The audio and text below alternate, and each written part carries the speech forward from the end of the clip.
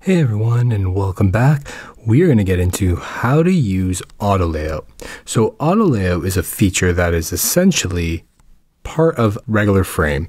So let's jump right in. I'm going to press F to get my frames list, and then I'm going to just select the first one just for the sake of our demonstration. So I'm going to rename this, and to rename it quickly, you can press Command R or Control R.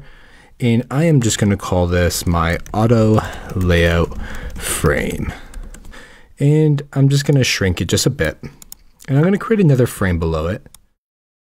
And I'm just going to call this my regular frame so everyone can see the difference.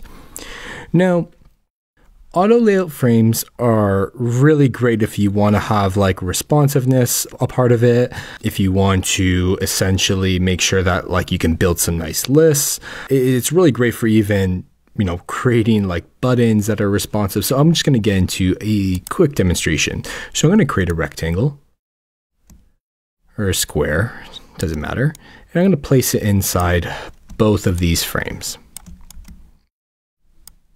Now, when we look at the regular frame, everything is as we learned before about frames.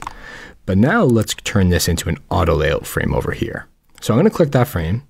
And if you go over to the properties panels over on the right sidebar in the design panel, you'll notice auto layout. If you click that little plus button, now it is in an auto layout frame.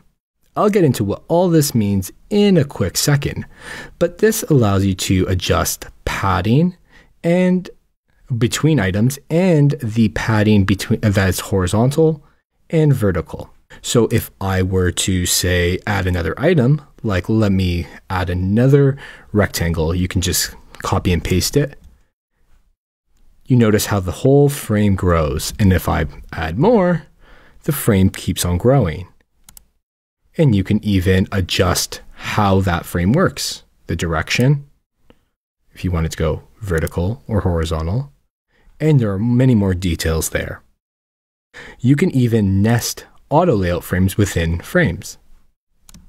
So I'm just going to move this one down, and like here, if you press Command C and Command V or Control C, Control V, it doesn't adjust the frame. So auto layout frames are really great for responsiveness. Let's jump right in. So we have another frame that I want to create.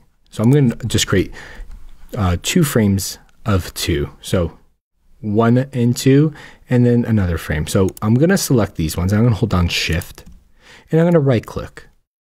And if we go down, we can see that we can turn it into an auto layout. So we can add auto layout. There's another frame.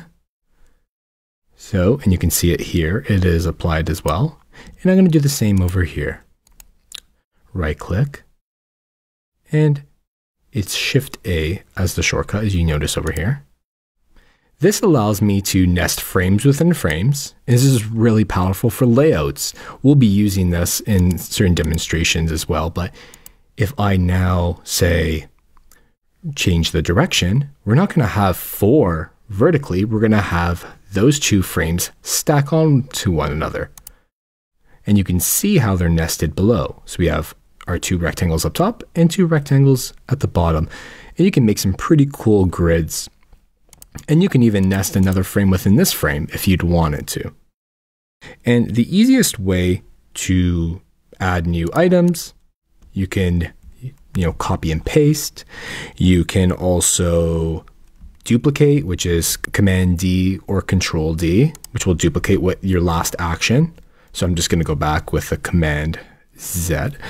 And you could also reorder the object. So I'm just going to change the color here really quickly. If I use my arrow keys, I can order the object within a frame and even the frame within the other frame. So you can reorder things really quickly just using your arrow keys. Or you can click and drag. Oops, just be careful not to drag it outside the frame. And if I really wanted to just, if I wanted to hide them or delete them, I can do that as well. So I can hide them like that. Or I can just delete it and it's gone. And that is how you use auto layout frames in the most basic sense.